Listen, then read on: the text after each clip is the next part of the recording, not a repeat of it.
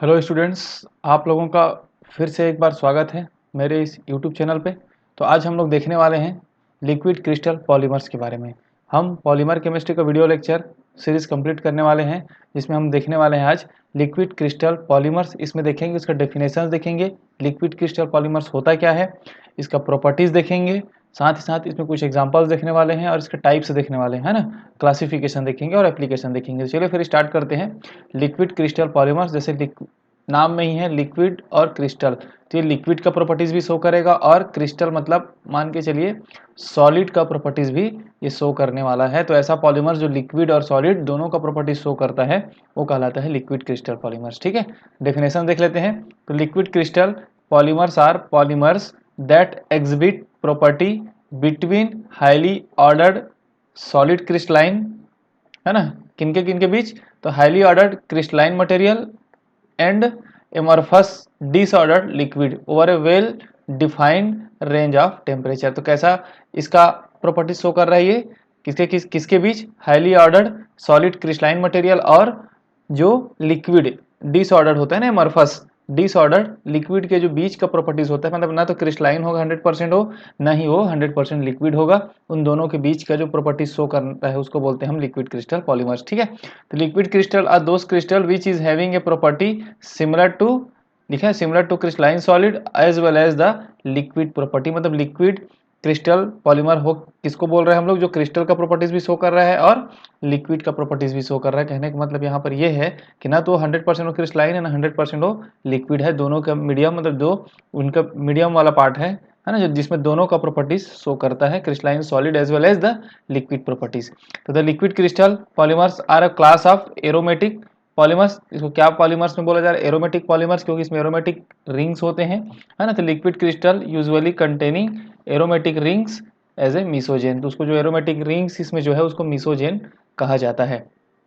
तो सिंपल सा समझेंगे हम, लिक्विड क्रिस्टल पॉलीमर्स किसको बोला जा रहा है, जो दोनों का प्रॉपर्टी शो कर रहा है, किसको, क्रिस्टलाइन मटेरियल मतलब सॉलिड मटेरियल जो ऑर्डर्ड अरेंजमेंट होता है, और एक अमरफस हो रहा है जो लिक्विड है, अमरफस डिसऑर्डर्ड अरेंजमेंट है, इन दोनों के बीच का जो प्रॉपर्टी शो करता है वो कहलाता है हमारा liquid crystal polymers.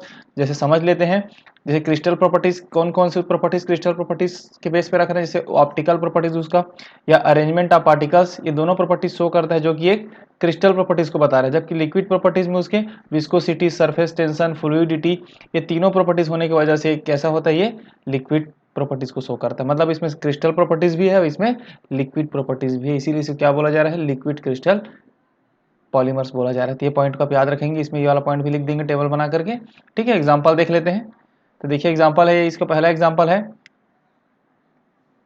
4,5,5,4 cyano biphenyl 4 लॉक्सी pentyl मेथाएक्राइलेट। तो देख रहे हैं आप, ये क्या है, ये हमारा साइनो ग्रुप की वजह से है, एनसी, है ना।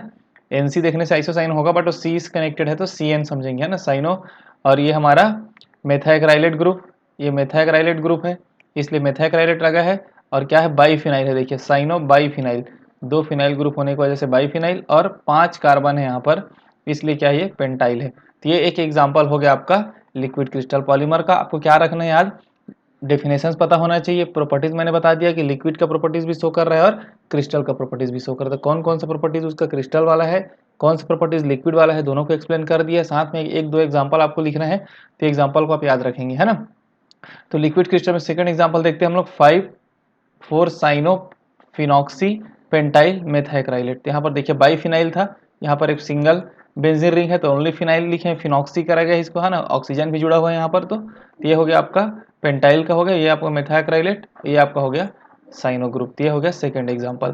थर्ड एग्जांपल नॉर्मल एग्जांपल है, ये C5 है ना, C5H11 डबल बेंजीन रिंग है और CN ग्रुप है, इसलिए पैरा पैरा पोजीशन पे है, देख रहे हैं आप सब, para para position, N pentyl group, ये पेंटाइल ग्रुप किस पोजीशन पे है, तो ये अगर आर्थो पैरा, ये आर्थो है, ये मेटा है, तो ये पैरा पोजीशन, तो para N pentyl para cyano, ये भी पैरा भी किस में, ये भी आर्थो है, मेटा है, पैरा है, तो ये भी किस में, साइनो, पैरा पोजीशन पे है बाइफिनाइल, ये दो फिनाइल ग्रुप होने की वजह से बाइफिनाइल। तो इस टाइप से आप नाम याद रखेंगे, तीन प्रॉपर्टीज याद रखेंगे, सॉरी तीन एग्जांपल्स याद रखेंगे, तीन एग्जांपल्स आपके लिए सफिशिएंट एग्जाम के लिए, है ना। तो आप याद रखेंगे, देखिए इसमें एनसी ग्रुप होना चाहिए, है ना, एनसी ग्रुप मतलब साइनो ग्रुप होना चाहिए, और इसमें कार्बन चेन भी होना चाहिए, मतलब इसमें एलिफेटिक्स पार्ट भी होना चाहिए। जैसे यहाँ पे देखिए, ये क्या है आपका एलिफेटिक पार्ट को बता रहे हैं, एलिफेटिक पार्ट को एक्सप्लेन कर रहा है आपका कार्बन कार्बन जो भी बॉन्ड है ना। अभी जो बेंजीन ग्रुप है ये क्या दिखा रहा है आपको, एरोमेटिक पार्ट को बता रहे हैं।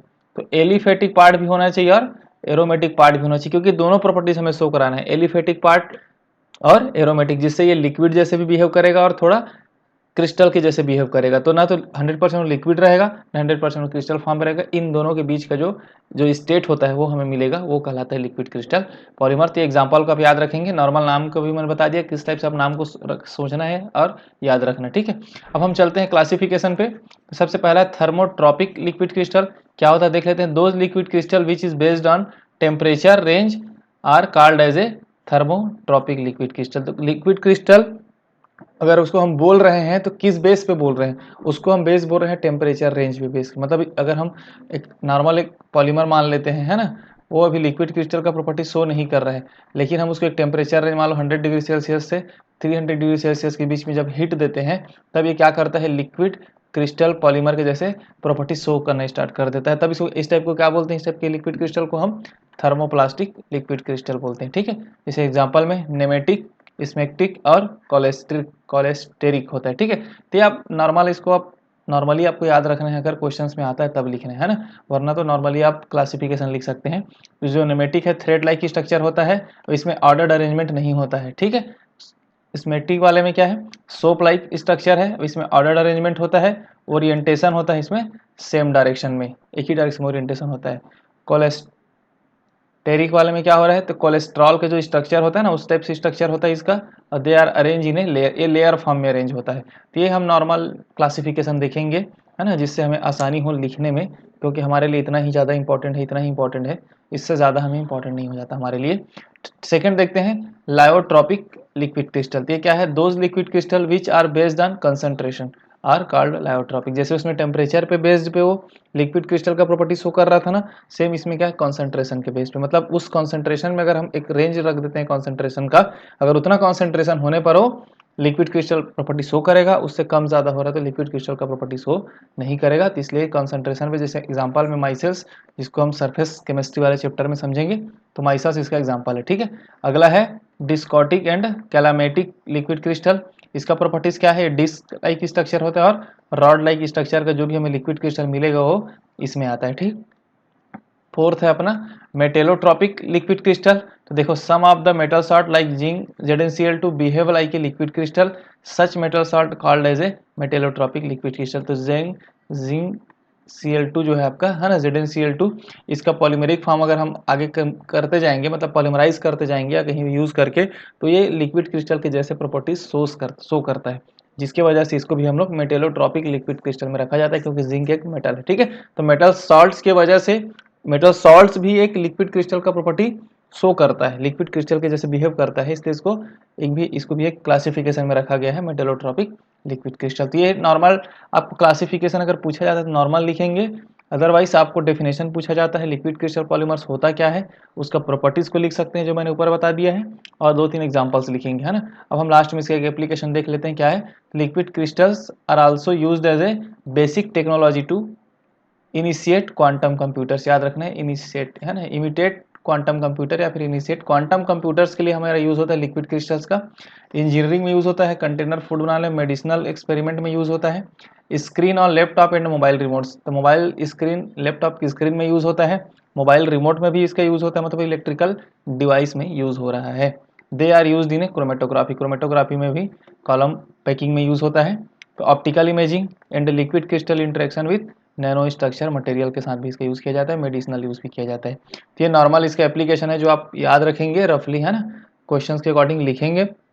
मेनली एग्जाम में ज़्यादातर क्या आता है आपका, लिक्विड क्रिस्टल्स क्या होता है पूछा जाता है, साथ ही साथ उसका 1-2 एग्जाम्पल्स पूछे जाते हैं।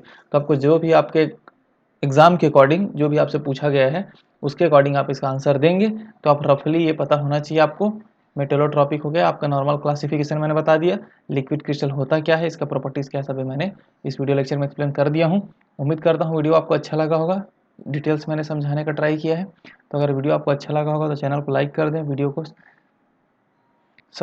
को शेयर कर दें और चैनल को सब्सक्राइब कर दें, ठीक है। मिलते हैं नेक्स्ट वीडियो लेक्चर में एक नए टॉपिक के साथ, तब तक के लिए थैंक यू।